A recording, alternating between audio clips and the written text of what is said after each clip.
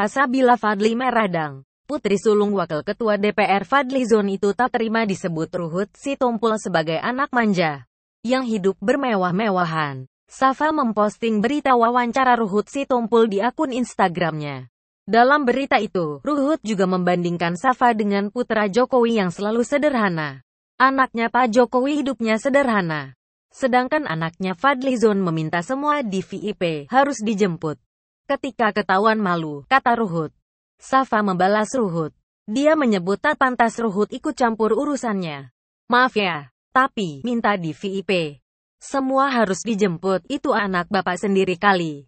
Pak Ruhut PLS focus on your own children, you have no right to talk about me. Tang you. Semua harus dijemput. Tanda tanya. Tinggal di London adanya juga naik bus setiap hari. Lol buat kesel, tulis Safa. Fadlizon pun ikut terpancing. Dia menyebut Ruhut tengah mencari muka kepada Presiden Joko Widodo agar mendapat posisi politik.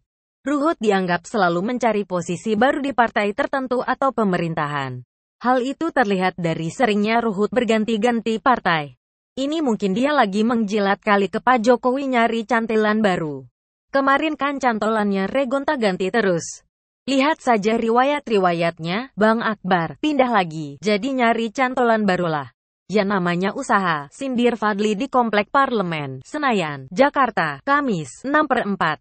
Wakil Ketua Umum Partai Gerindra ini memahami respons anaknya yang tersinggung dengan ucapan Ruhut.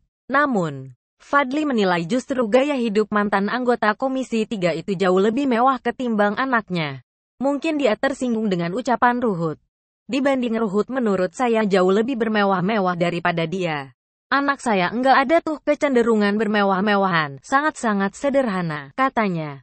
Dia mengklaim, Safa adalah anak yang mandiri dan sangat sederhana.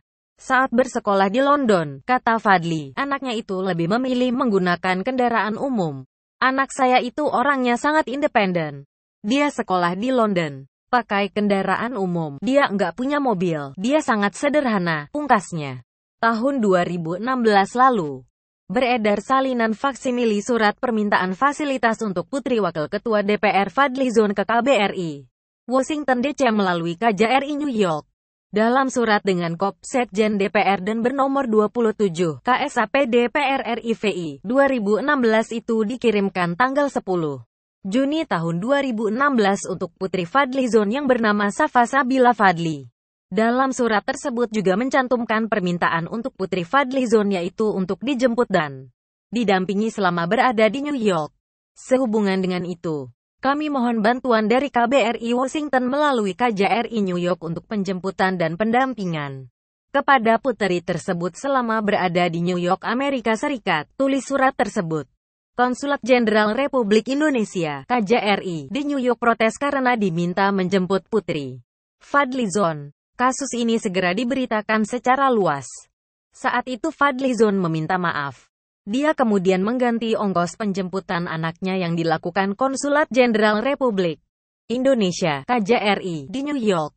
Dia memperkirakan putrinya bernama Safa Sabila Fadly menghabiskan sekitar $100 Amerika Serikat sebelum mengikuti kegiatan Summer Camp Stage Manor di Los Angeles, Amerika Serikat.